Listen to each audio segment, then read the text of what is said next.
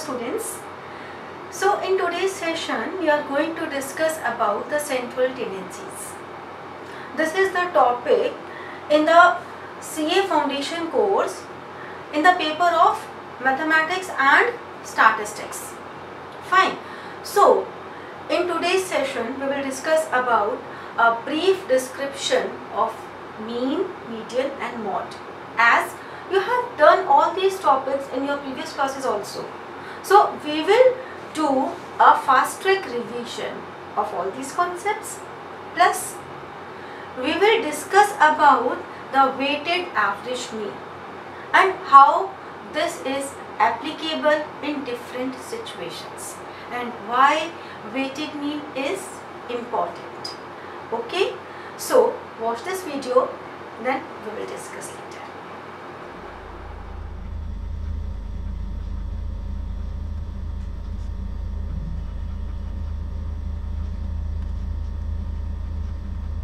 इसका मतलब होता है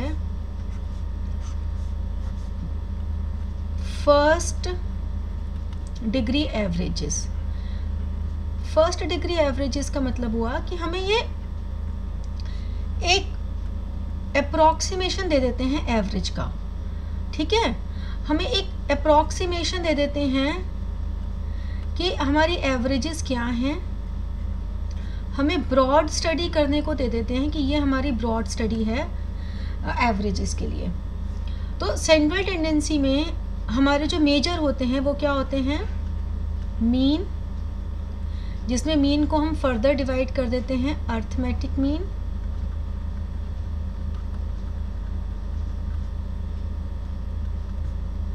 फिर वेटेड मीन,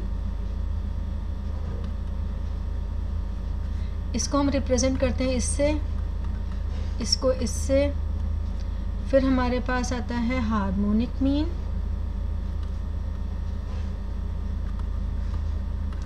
HM, और इसके अलावा और कौन सा आता है हमारे पास, ज्योमेट्रिक मीन।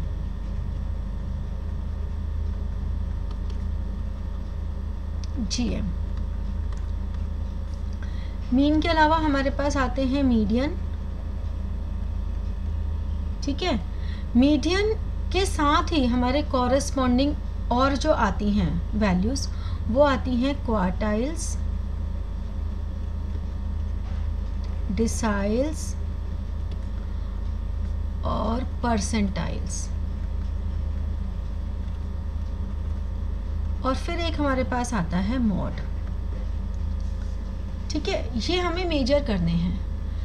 अब इन सब में ये सारे जो हैं इनका मेजर पोर्शन, मतलब मीन क्या होता है, मीन के फार्मूलाज क्या होते हैं, मीडियन के फार्मूलाज क्या होते हैं, ये सब आप लोगों को पता है। इसमें ये कुछ ऐसा नहीं है कि कुछ नया आ गया, ठीक है। जो नया आया है वो ये दो चीज़ आई हैं सिर्फ, और इधर से ये दो चीज़ आई हैं। और नया आया है कि हमें इन सब की प्रॉपर्टीज़ करनी है, हमें इन सब के बीच में रिलेशन करना है। तो अब हम एक एक करके पहले लिस्ट ऑफ फार्मूलाज एक बना लेंगे अपने पास, ताकि हमारा एक रिवाइज हो जाए कि हमारे पास क्या है।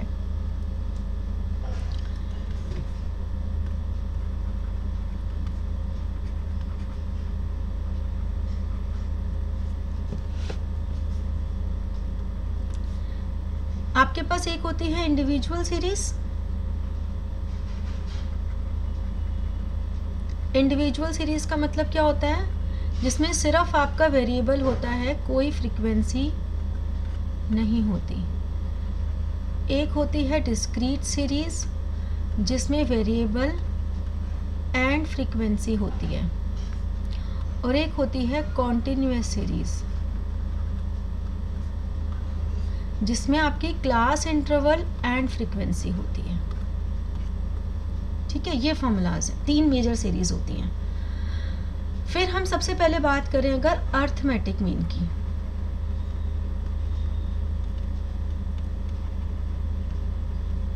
अर्थमेटिक मीन में अगर नॉर्मल हमारी ये सीरीज है तो mean is equal to summation of x upon n, और या फिर a plus summation dx upon n। यहाँ पर समेशन fx अपॉन n, और या फिर A plus summation F D X upon N, और इसमें भी सेम फॉर्मूला चलेगा, summation F M upon N, और या फिर A plus summation F D X upon N. ये जो फर्स्ट फॉर्मूला हमारा चल रहा है ये डायरेक्ट मेथड है, और जो सेकंड हमारा चल रहा है ये इनडायरेक्ट, या हम कह सकते हैं शॉर्टकट मेथड है। यहाँ पर ए क्या है हमारे लिए, एज्यूम्ड मीन। जब आपके पास फिगर्स काफ़ी ज़्यादा होती हैं तो हम एज्यूम्ड मीन लेके चलते हैं। जब हम डिस्क्रीट सीरीज़ या कॉन्टिन्यूस सीरीज़ की बात करते हैं तो n क्या होता है, समीशन ऑफ फ्रीक्वेंसी, और यहाँ पे जो हम m की बात लेके चल रहे हैं, m क्या है, मिड वैल्यू। ठीक है, दिमाग पे से पढ़ते सारी हटती चली जा रही होंगी। इसके बाद एक और स्टेप डेविएशन फॉर्मूला होता है मीन के लिए ही, जो दोनों सीरीज के लिए सेम चलता है, a plus summation F D dash X upon N into I. I is your class interval. ये डिनोट किसी से भी कर सकते हैं, इसको हम सी भी बोल सकते हैं। ये एफ डी डैश एक्स है, कहीं कहीं पे तुम्हें ये एफ डी डैश एक्स की जगह सिर्फ एफ डी डैश मिल सकता है, तो ये किसी भी तरह से आ सकता है। इससे मतलब ऐसा कोई कंफ्यूज होने की ज़रूरत नहीं है। ऑथर टू ऑथर ये सिंबल्स चेंज होते रहते हैं, बट आपको वैल्यूज़ पता होनी चाहिए कि वैल्यूज़ कैसे आएंगी। ठीक है, फिर जब हम मीडियन पर आते हैं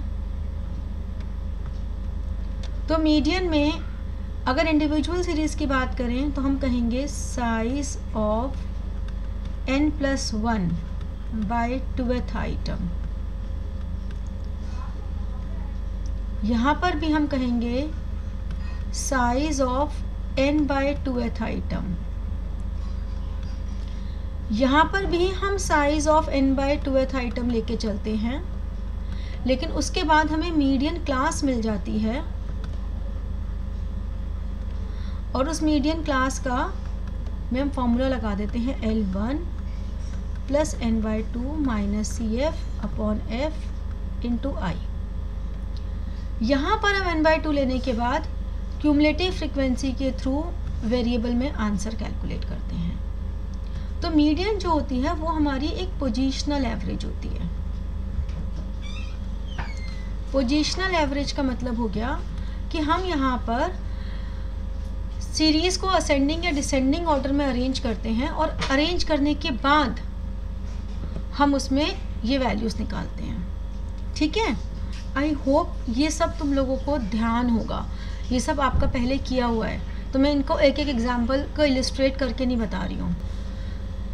मॉड का मतलब होता है मैक्सिमम फ्रीक्वेंसी। मैक्सिमम फ्रीक्वेंसी, एक सेकेंड, नेक्स्ट हमारे पास आता है मॉड। मॉड का मतलब होता है मैक्सिमम फ्रीक्वेंसी, या हम कह सकते हैं कि मैक्सिमम अकरेंस।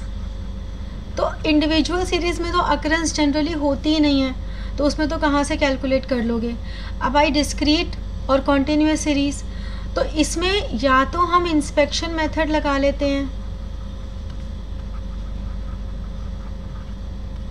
और इंस्पेक्शन मेथड से देख लेते हैं कि मैक्सिमम फ्रीक्वेंसी कहाँ आ रही है, या फिर हम ग्रुपिंग एंड एनालिसिस मेथड लगा लेते हैं,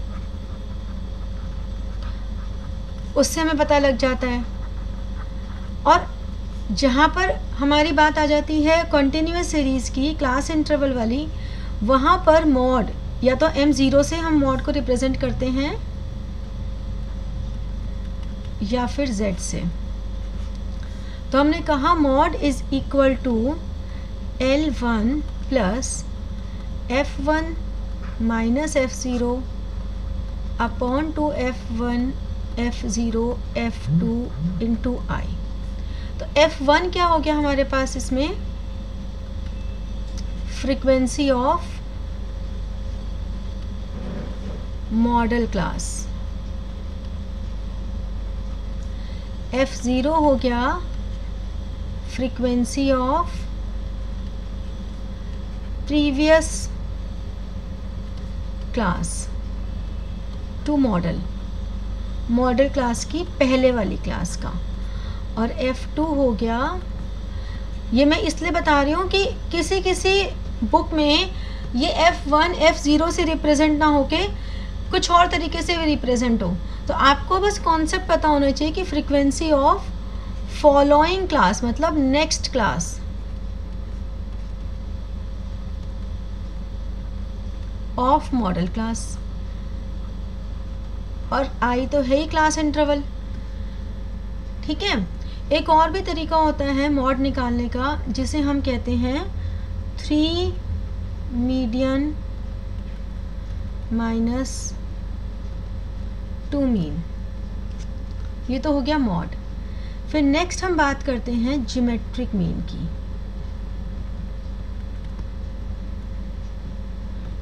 ज्योमेट्रिक मीन अगर इंडिविजुअल सीरीज की बात करें तो ये होता है AL मतलब एल्गोरिथम। आता है लॉग टेबल देखने सबको, तो लॉग टेबल के through summation log x upon n।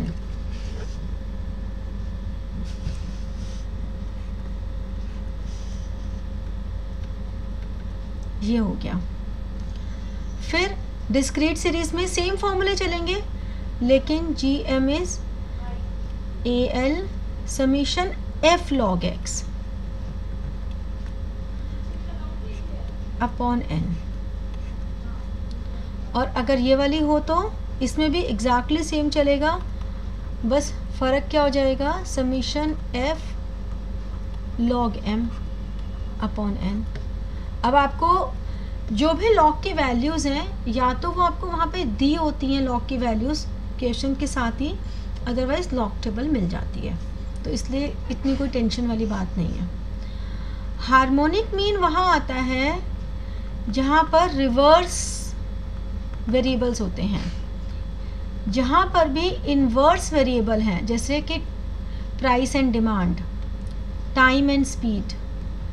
तो जहाँ भी इन्वर्स वेरिएबल है वहाँ हार्मोनिक मीन यूज़ होता है। इसीलिए इसके फॉर्मूले भी सारे ऐसे ही होते हैं, जैसे कि n अपॉन, हर जगह हम n को नीचे ले रहे हैं लेकिन यहाँ पे n ऊपर आ रहा है, n upon summation 1 upon x, या फिर harmonic mean is n upon summation f upon x, और या फिर harmonic mean is equal to n upon summation f upon m। तो ये हमारा जनरली जहाँ भी इन्वर्स वेरिएबल्स होंगे वहाँ पे हमें हार्मोनिक मीन यूज़ करना होता है। और लास्ट हमारे पास है weighted mean. Weighted mean x w से रिप्रेजेंट करते हैं, summation wx upon summation w। Weighted mean कहाँ पे यूज़ होता है, जैसे कि कहीं पर भी अगर आपको वेट्स दिए हुए हैं, मैं अभी इसका एग्जांपल लेके आपको बता देती हूँ, पहले यहाँ पे फॉर्मूलाज की लिस्ट कंप्लीट कर लेते हैं। ठीक है, फिर वेटेड, हमारे पास वेटेड मीन 3 तरह का होता है। ये तो हो गया वेटेड अर्थमेटिक मीन। फिर हमारे पास आता है वेटेड, इसमें कोई सीरीज नहीं होती हैं, ज्योमेट्रिक मीन, वो भी एल्गोरिथम से आ जाएगा, summation w log x upon summation w। और वेटेड हार्मोनिक मीन, ये हो जाएगा summation w upon 1 upon a into w1। ये हम न्यूमेरिकल्स करेंगे, उसमें मैं क्लियर कर दूंगी। 1 अपॉन p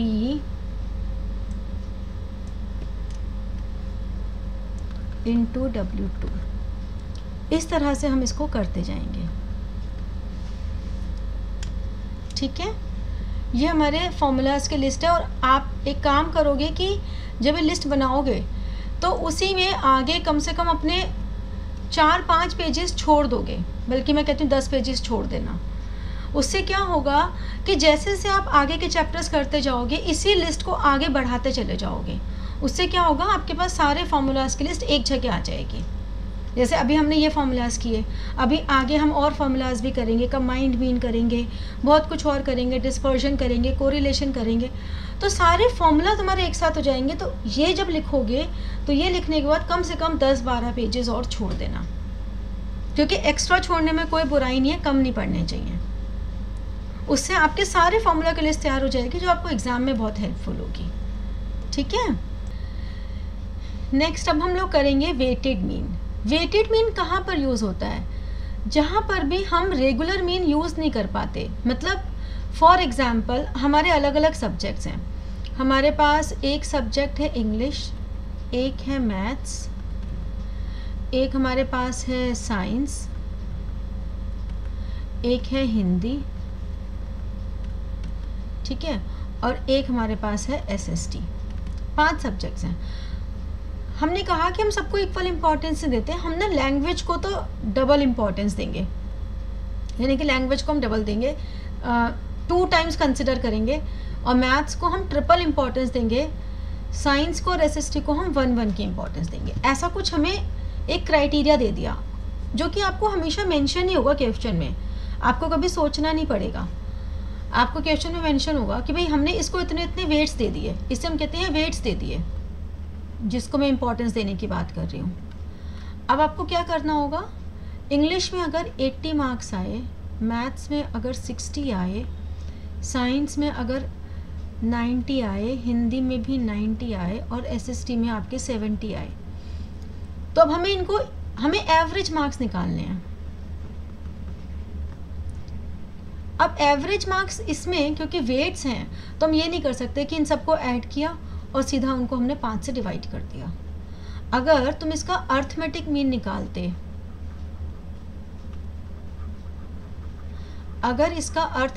निकालते, तो कोई दिक्कत ही नहीं थी, तुम सीधा ऐड कर देते 80, 60, 90, 90, 70, तो आपका कितना आ जाता 80, 60, 90, 90 और 70, आपका 390/5 78 आ जाते। बट ये इतना आसान नहीं है। उन्होंने ये बोला कि हम इम्पोर्टेंस तो अलग अलग दे रहे हैं, हम इसको 2 का वेट दे रहे हैं, इसको 3 का वेट दे रहे हैं, तो हमें इसलिए ये हमारे पास वेट्स हो गए, यानी कि x हो गया, मार्क्स हो गए, तो हमने निकाला ये W हो गया, तो हमने WX निकाला 160, 180, 90, 180 और 70। इसका टोटल क्या हुआ वो हम निकालेंगे, और एवरेज मार्क्स हम वेटेड निकालेंगे।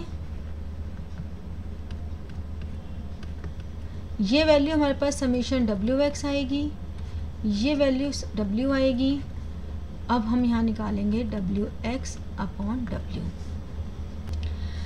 So total of summation W is 9, total of summation WX 680, तो ये आ जाएगा 75.55।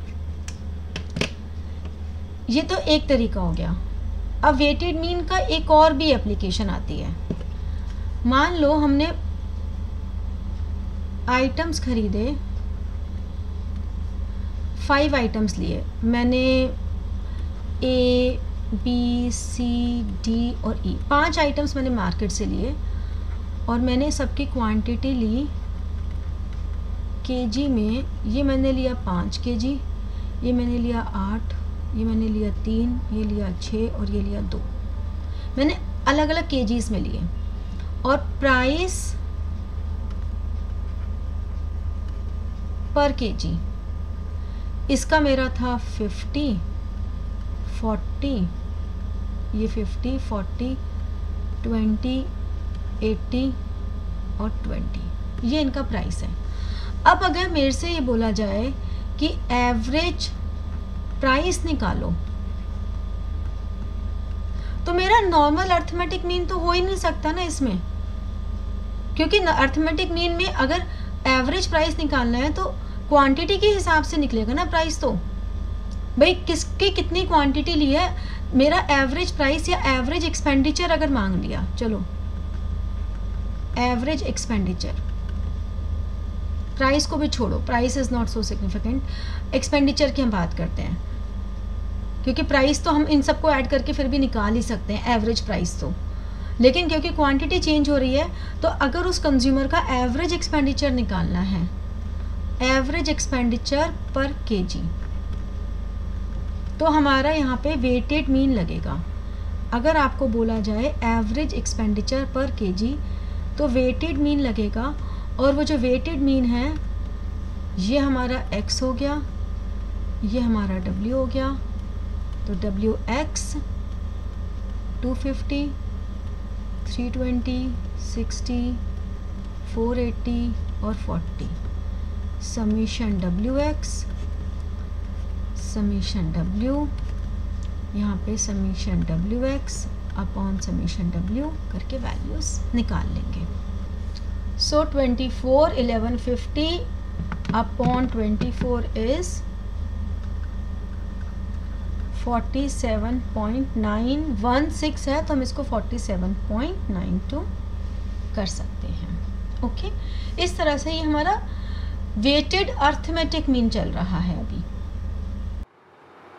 ओके, सो आई होप आप लोगों के दिमाग थोड़े से खुल गए होंगे, बहुत कुछ पुराना याद आ गया होगा कि अच्छा हाँ मीन ऐसे होता था, मीडियन ऐसे होता था, बहुत सारी चीज़ें आपको याद आ गई होंगी।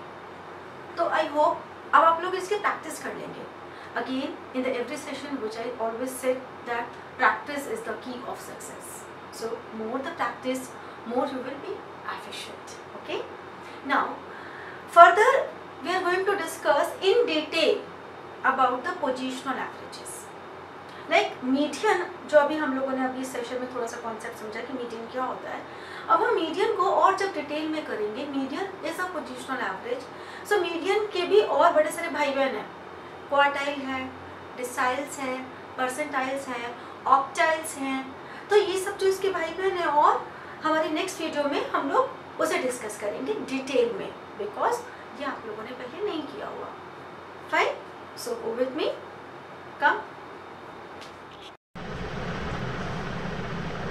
पोजीशनल एवरेजेस, पोजीशनल एवरेजेस का मतलब ये होता है कि पर्टिकुलर डेटा की पोजीशन क्या है।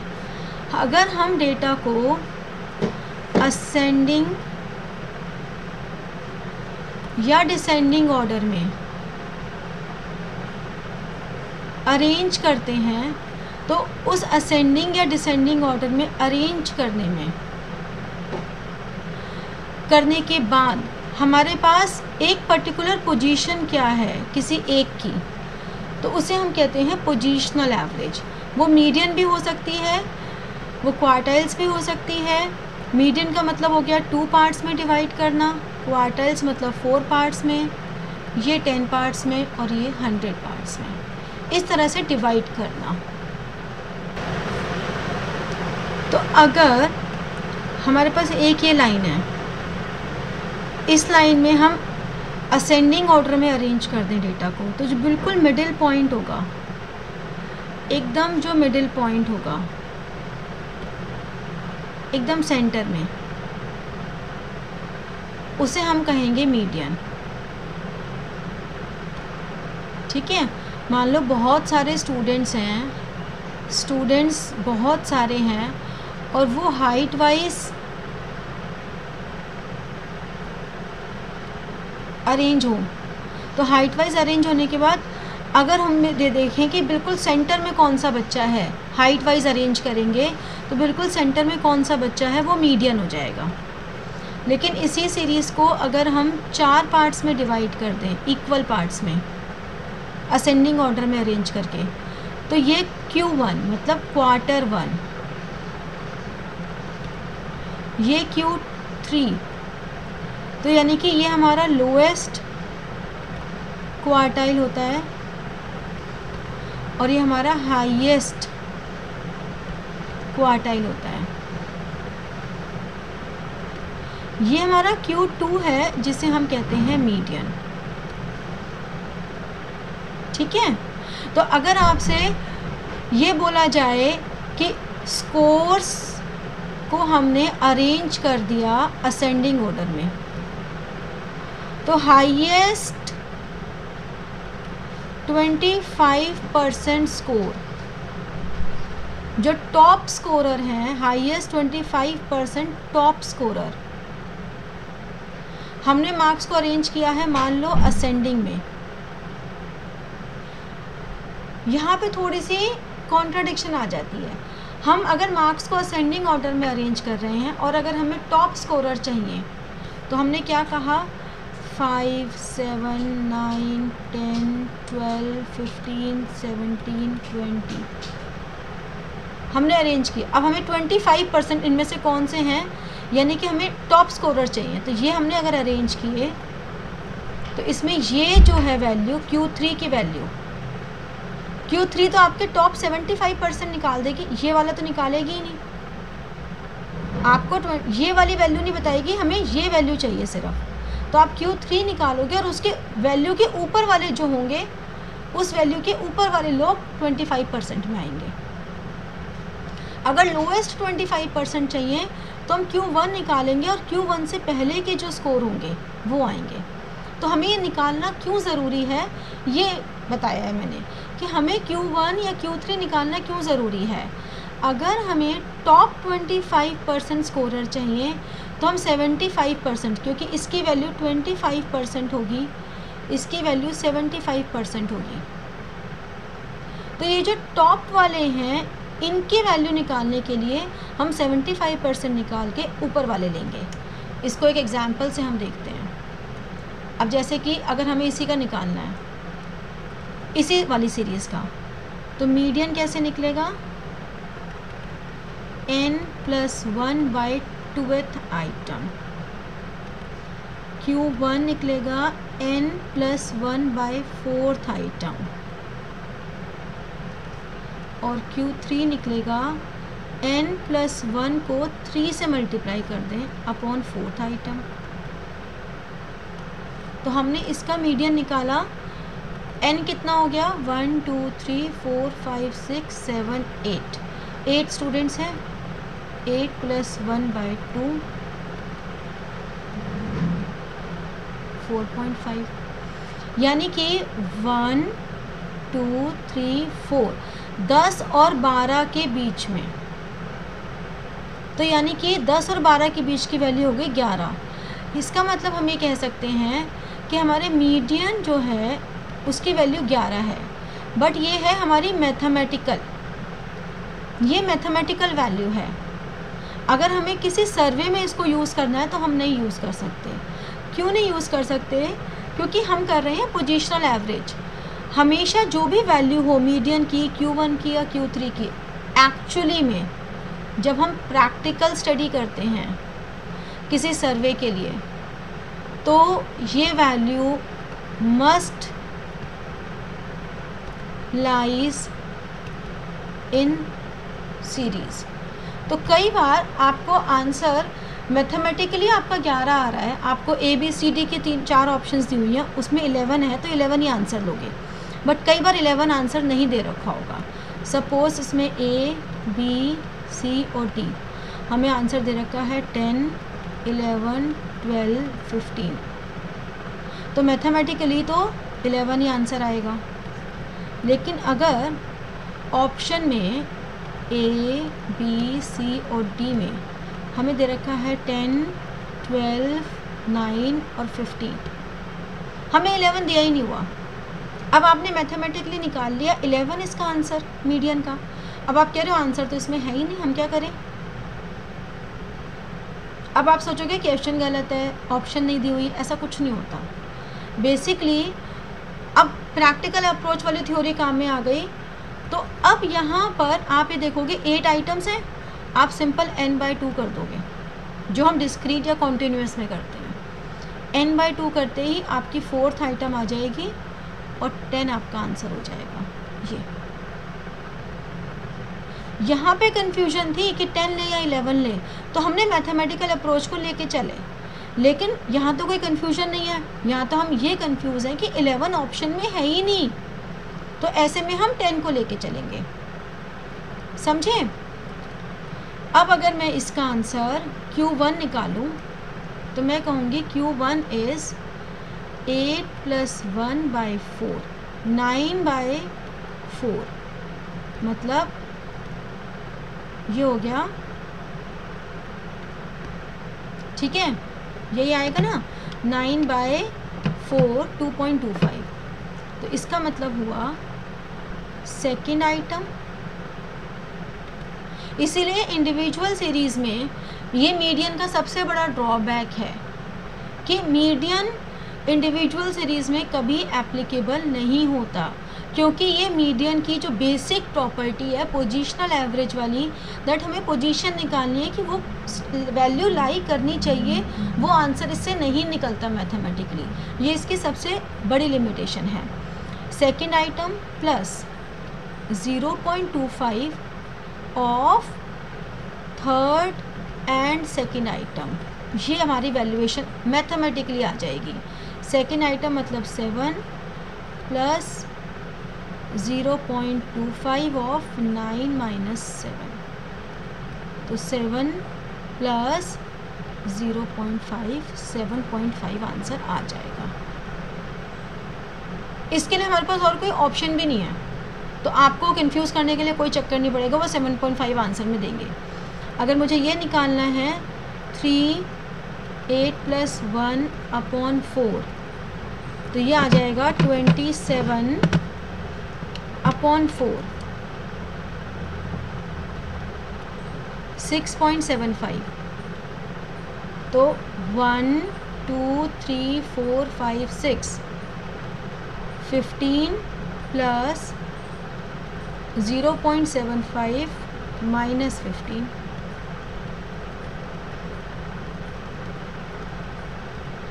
तो हम ये कह सकते हैं कि जो टॉप 25% में लोग आ रहे हैं, स्टूडेंट्स आ रहे हैं, टॉप 25% में सिर्फ ये 2 स्टूडेंट्स ही आ रहे हैं।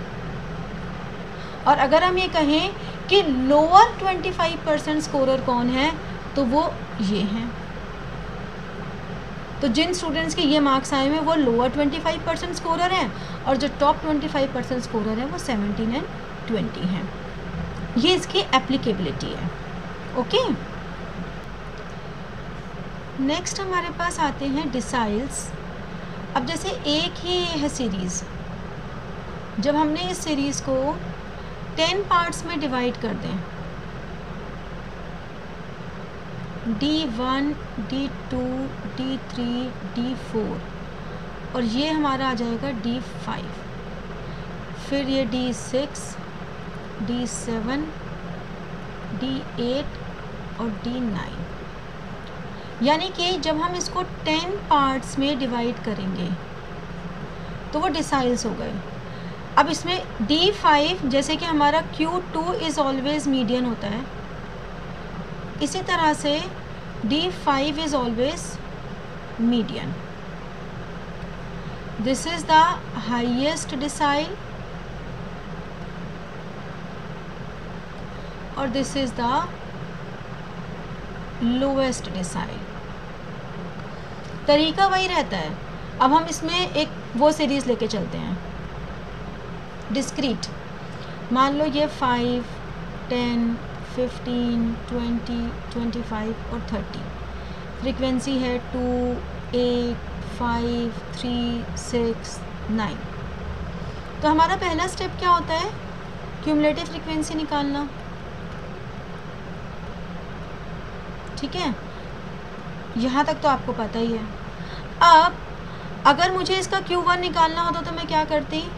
n/4, यानी कि 33/4, और 33/4 करके जो वैल्यू आती 8.25, तो जस्ट 8.25 से बिगर वैल्यू 10 है फ्रीक्वेंसी, तो ये मेरा Q1 हो जाता है। इसी तरह से मुझे D की वैल्यू निकालनी है।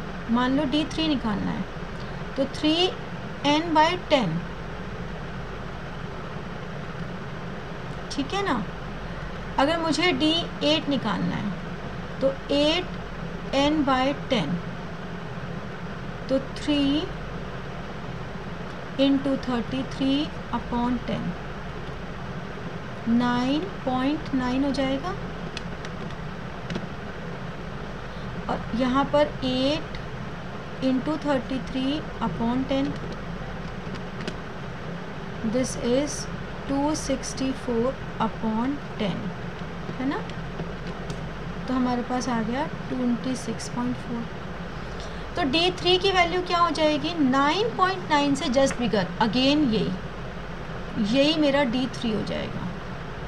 तो A की वैल्यू काफ़ी मिलाई कर सकती है। D8 26 से जस्ट बिगर CF ये है, तो ये D8 हो गया। अब अगर मैं D9 निकालूं तो 9 × 33/10, तो ये मेरे पास 297.10 इज़ 29.7, यही मेरा D9 आ जाएगा। समझ रहे हो। तो ऐसा नहीं है कि D8 और D9, अब यहाँ पे ये इसका ड्रॉबैक है कि अगर बहुत छोटा डेटा हो, अगर हमारा जो डेटा है वो बहुत कम हो, स्मॉल साइज़ का हो, तो डिसाइल्स तो बिल्कुल भी प्रैक्टिकल नहीं है, या हम कह सकते हैं नॉट ऑथेंटिक। हम कैसे रिज़ल्ट निकालेंगे इसमें, क्योंकि ऑथेंटिसिटी नहीं है। इसी तरह से और आगे करते हैं हम। अगर इस सीरीज़ को पूरे को हम 100 पार्ट्स में डिवाइड कर दें, तो जो बिल्कुल सेंटर का होगा वो हो जाएगा P50, जो फर्स्ट नंबर पे होगा P1 और लास्ट वाला P99, यानी कि P50 विल बी मीडियन। अब एक दूसरी सीरीज़ लेते हैं, 0 to 10,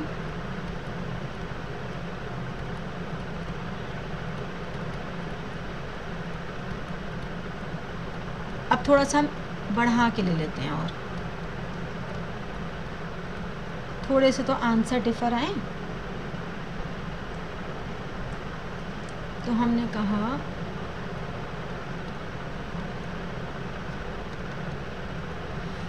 फ्रीक्वेंसी 3, 8, 5, 4, 12, 13, 7, 6, 5, 9। पहले तो क्यूमुलेटिव फ्रीक्वेंसी निकाल ली, 11, 16, 20, 32, 45, 52, 58, 63 और 72। अब अगर मुझे इसका Q3 निकालना है, तो पहले तो मैं n/3n/4 करूँगी, 72 × 3/4, तो 72 × 3/4 इज़ 54। तो 54 से जस्ट बिगर वैल्यू है 70 to 80, तो Q3 क्लास इज़ 70 to 80। अगर मैं फॉर्मूला लगाऊं L1 + 3n/4 - CF/F × I, तो L1 इज़ 70, 3n/4 हमने निकाला था 54, माइनस इससे जस्ट पहले वाली फ्रीक्वेंसी, क्यूमुलेटिव फ्रीक्वेंसी।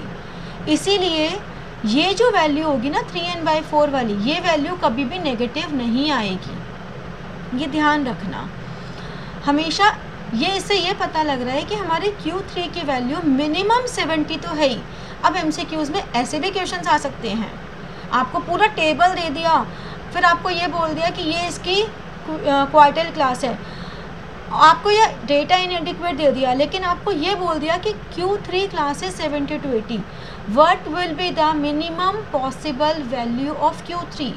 तो the minimum possible value of Q3 will be 70 and the maximum possible value will be 80.